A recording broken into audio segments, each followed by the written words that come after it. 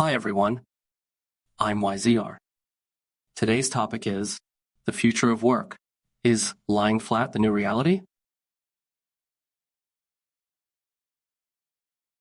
In the wake of accelerated digitalization, stagnant wages, rising living costs, and relentless work demands, a quiet rebellion is emerging from the younger generations, lying flat. Originating in China as a form of passive resistance against hyper-competition and overwork, the term lying flat, Tangping, reflects a growing disenchantment with traditional career goals, materialism, and societal expectations. What began as a subcultural expression has transcended borders, resonating with disillusioned youth in Korea, Japan, Taiwan, and even parts of the Western world. It has ignited debate. Is this trend a symptom of social decay, or a radical reimagining of the future of work? This article explores the evolution of the lying flat movement, its global parallels, socioeconomic roots, and what it signals for the future of work in the 21st century.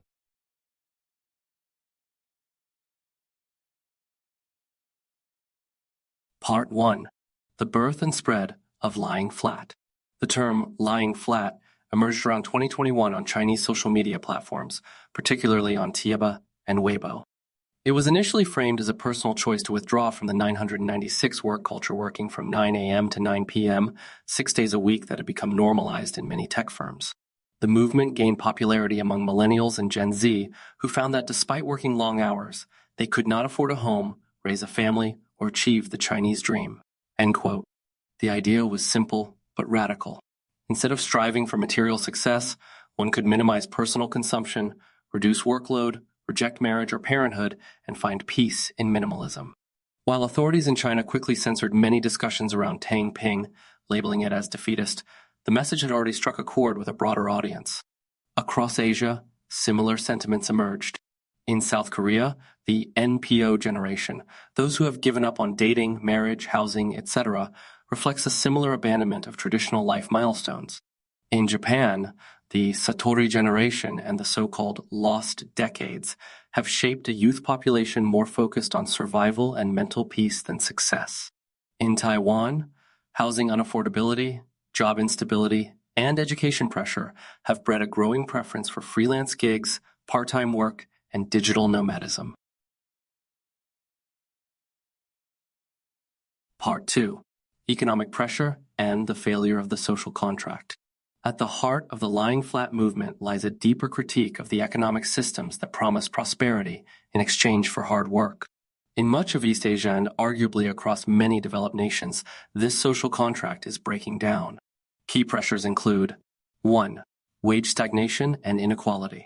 In countries like Japan and South Korea, real wages have remained relatively flat for decades, even as the cost of living continues to rise. Young workers often find themselves overeducated, underpaid, and overworked. 2. Housing inaccessibility.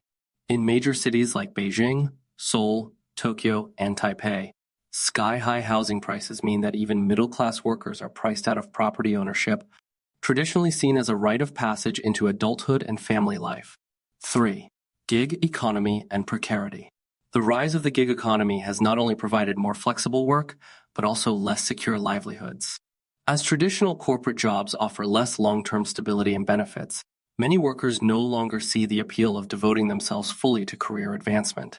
4. Mental health crisis. Burnout, depression, and anxiety are skyrocketing among youth, particularly in urban centers.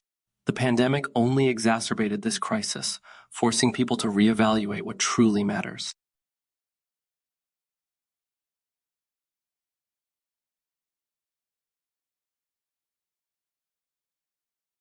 Part 3. From resistance to redefinition.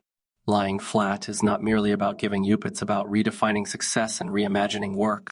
For many, it represents work-life balance over hustle culture, mental well-being over professional burnout, autonomy over corporate loyalty, minimalism over consumerism.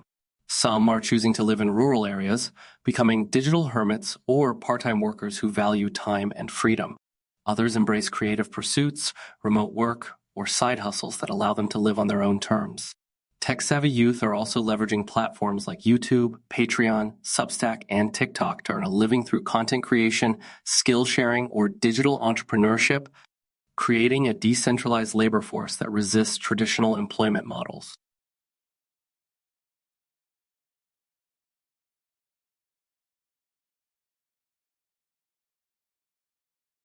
Part 4. Corporate and Governmental Response. The rise of Tangping has not gone unnoticed by employers and policymakers. In China, state media quickly condemned the movement, calling on youth to struggle and embrace hardship. Yet others recognize the need for change. Employers are adapting, introducing 4-day work weeks, emphasizing mental health support, offering remote and hybrid options, reducing overtime expectations. Governments are responding. Taiwan and Korea are investing in youth housing subsidies. Japan is piloting universal basic income experiments in localities. China has begun promoting involution, 内卷, awareness, encouraging work-life balance narratives in public discourse.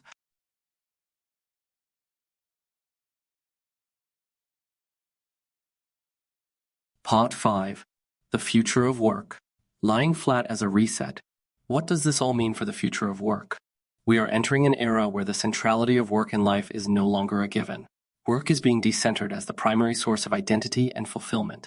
Instead, we may see the emergence of portfolio careers, people juggling multiple part-time roles, passion projects, and income streams, lifestyle-centric employment, choosing jobs that fit life, not the other way around, post-growth values, measuring success through time, purpose, or community, not GDP or job title, algorithmic management, AI-driven job platforms that assign gigs, raising ethical questions about autonomy. If the industrial era was about productivity and the information era about connectivity, the next chapter may be about sustainability of the self.